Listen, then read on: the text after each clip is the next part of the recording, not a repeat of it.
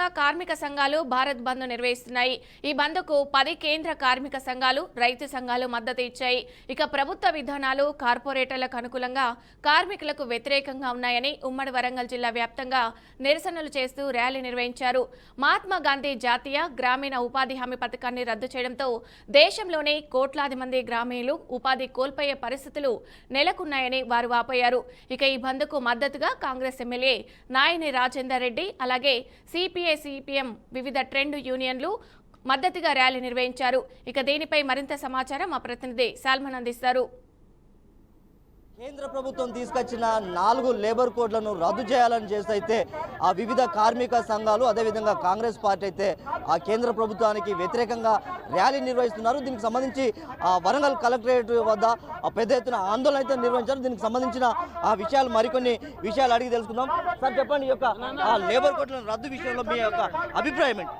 BJP ప్రభుత్వం corporate సంస్థలకు అనుకూలంగా ఉండే విధంగా లేబర్ చట్టాలు తీసుకురావడం జరిగింది। కోడ్ వాటిని తక్షణం ఎత్తివేయాలి।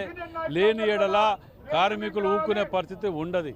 ఎందుకంటే కంప్లీట్ లేబర్ కోడ్ అని తీసుకురావడం వలన కార్మికులకు చాలా భారీ నష్టం జరిగే ప్రమాదం ఉన్నది। వారి యూనియన్లకు వారికి స్వేచ్ఛ లేకుండా, వారి హక్కులకు వారికి హక్కు లేకుండా కాలరాస్తున్నటువంటి ఈ బీజేపీ ప్రభుత్వం తీసుకొచ్చినటువంటి రద్దు చేయాలని చెప్పి డిమాండ్ చేస్తుంది। మహాత్మా గాంధీ ఉపాధి హామీ పథకాన్ని తీసేసి విబిజి రామ్జీ అనే ఆ కొత్త చట్టాన్ని తీసుకొచ్చారు। అంటే దీన్ని ఏ విధంగా వ్యతిరేకిస్తారు? అహంకార పద్ధతులను బంద్ చేయమంటున్నాం। రాష్ట్ర ప్రభుత్వాల మీద 40% వేసి 60% వేసి ఇట్లా ఈ యొక్క తీసుకొచ్చి ఎంప్లాయ్మెంట్ అనేది పెరుగుతుంది, వలసలు అనేటివి పెరుగుతాయి। దానివలన గతంలో ఇచ్చిన విధంగా ఇవ్వాలని చెప్పి డిమాండ్ చేస్తున్నాం। గతంలో యూపీఏ ప్రభుత్వంలో ఉన్నప్పుడు తీసుకున్న నిర్ణయాలు కార్మికులకు అనుకూలంగా వారికి ఒక స్వేచ్ఛ ఉండేది।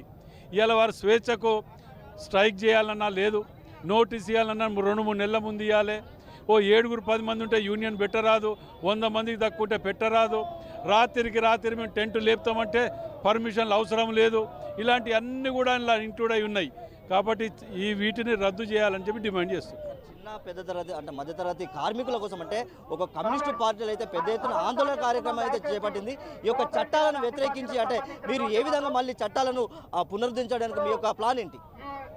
ఈరోజు కేంద్ర ప్రభుత్వం మీద ఒత్తిడి తీసుకురావడానికి ఈరోజు ఒకరోజు సమ్మె దేశవ్యాప్తంగా దాదాపుగా 40 కోట్ల మంది కార్మికులు ఈరోజు సమ్మెలో పాల్గొంటూ ఉన్నారు।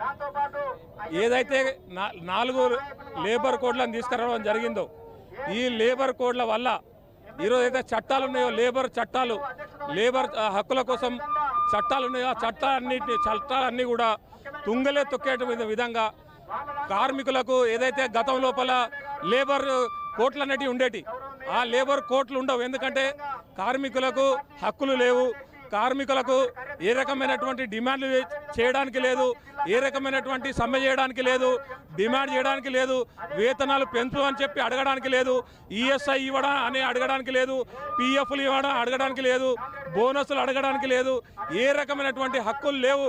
కేవలం యజమాని ఎట్లా చెప్తే అట్లా వినాలనేటువంటి పద్ధతిలో ఈరోజు చట్టాలు తీసుకొస్తూ ఉన్నారు। ఖచ్చితంగా ఈ బీజేపీ ప్రభుత్వం మెడలు వంచడానికి ఈ దేశంలో ఉన్నటువంటి కార్మికులంతా ఐక్యమయ్యారు।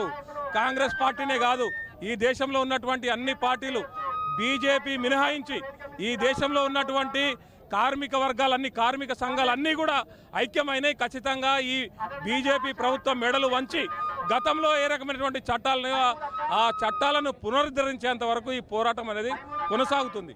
మనం చూసుకున్నట్లయితే కార్మికుల హక్కులతో పాటు అంటే మానవ హక్కులను కూడా ఈ యొక్క కాలరాస్తుంది। ఖచ్చితంగా బీజేపీ ప్రభుత్వం అయితే దీనికి తగిన మూల్యం చెల్లించుకోక తప్పదు అంటున్నారు। దీనికి సంబంధించి మనం అడుగుదాం అన్న, చెప్పండి। ఈరోజు దేశవ్యాప్తంగా కార్మిక హక్కులు అంటే కట్టు బానిసలుగా చేసి ఈ బీజేపీ ప్రభుత్వం చేస్తున్న ఈ చట్టాలను నిరసిస్తూ ఈ దేశంలో 40 కోట్ల మంది ఈరోజు ఈ సమ్మెలో పాల్గొన్నారు। ఇప్పటికైనా బీజేపీ ప్రభుత్వం బుద్ధి తెచ్చుకోకుంటే రాబోయే కాలంలో కార్మిక వర్గ పవర్ ఏందో చూపెట్టే పరిస్థితి ఉంటుంది। కాబట్టి ఇది ఇంతటితోటి ఇది రద్దు చేయకుంటే భవిష్యత్తులో పెద్ద ఎత్తున ఈ పోరాటాలు అన్ని కార్మిక సంఘాలను అన్ని రాజకీయ పార్టీలను ఐక్యం చేసి రాబోయే కాలంలో పెద్ద ఎత్తున పోరాటాలకు వెనుకాడేది లేదు।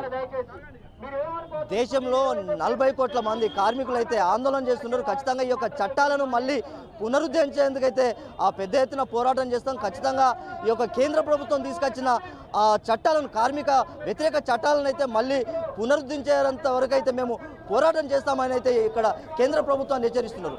వీడియో జర్నలిస్ట్ మధుకర్తో సాల్మన్, BRK న్యూస్, వరంగల్.